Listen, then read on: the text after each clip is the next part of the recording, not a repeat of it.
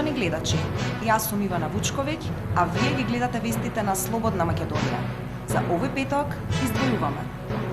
Црвенковски во писмо до Филе уште еднаш ја потврди конструктивната позиција на СДСМ за решавање на политичката криза.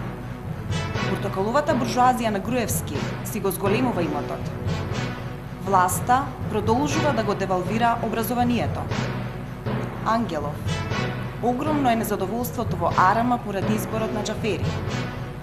Притисокот врз Груевски се зголемува. Новинарот Зоран Иванов се откажа од наградите поради состојбите во новинарството.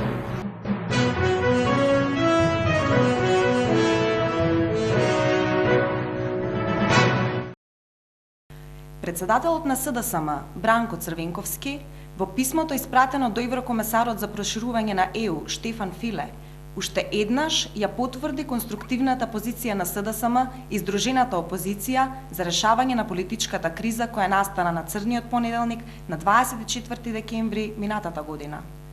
Во писмениот одговор до Филе, Црвенковски истакна дека и во деновите кои доаѓаат, опозицијата е подготвена за политички диалог, кој би довел до политички договор меѓу неа и власта.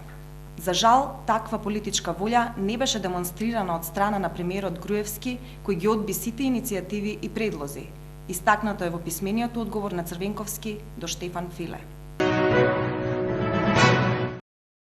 Младите социјалдемократи денес јавно упатија прашање до пратеникот од редовите на ВМРО ДПМН како успеал да си го наголеми имотот во време кога народот се дави во невидена сиромаштија и мизерија. Од СДММ истакнуваат дека токму Владко Ѓорчев во минатото шетал низ Скопје и измислувал обвинувања за некаква наводна црвена буржуазија. Предводен од примерот на Груевски, чија мајка има неколку стана, новите станови на министерката Јанкуловска, или од примерот на Антонио Молошовски, чиј дедо изгради 2 куќи во медитерански стил и некогашниот ловец на духови си обезбедил голема плата. Јасно е дека измислувањето приказни за некакви буржуазии се само за прикривање на портокаловата буржуазија, истакнуваат од СДММ. Иако правосудниот испит треба да биде последна проверка на правниците пред тие да се вклучат во самостојна работа, од која често пати зависи остварувањето на човековите права и правди во Македонија, владеачката партија со нови законски измени се обидува истиот да го девалвира и обезвредни. Сега со новиот предлог им се дава можност на оние кои што беа слаби студенти, а имаат аспирации да станат судии, и на полесен начин да го положат правосудниот испит. Тоа е една ситуација која што практично представува целосна деградација на правничкото образование и на правосудниот испит во Република Македонија. Незадоволството кај старешините и професионалните војници во македонската армија, кои досега постоеше поради лошите услови, дополнително е зголемено поради поставувањето на Талат Џафери за министер за одбрана, вели лидерот на Достоинство Стојанче Ангелов. Според него, назначувањето на поранешниот командант на УЧК за нов министер за одбрана представува нов, силен удар врз моралот на војската. Стотина бранители и граѓани кои го поддржуваат вчера вечер се собраа пред седиштето на Достоинство во знак на протест против одлуката на Никола Груевски да го постави Џафери за министер за одбрана. Бранителите од сите здруженија велат дека не се согласуваат и нема да го премолчат именувањето на командантот на 116-та бригада на УЧК на чело на македонската одбрана.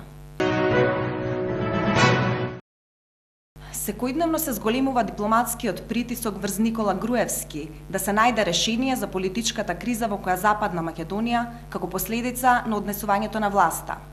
Еврокомесарот Штефан Филе во своето писмо до лидерите на власта и опозицијата порача дека е потребно да продолжат да бараат решение за политичката криза и им порачува дека брзо треба да дојдат до компромис за да ја вратат Македонија на европскиот пат.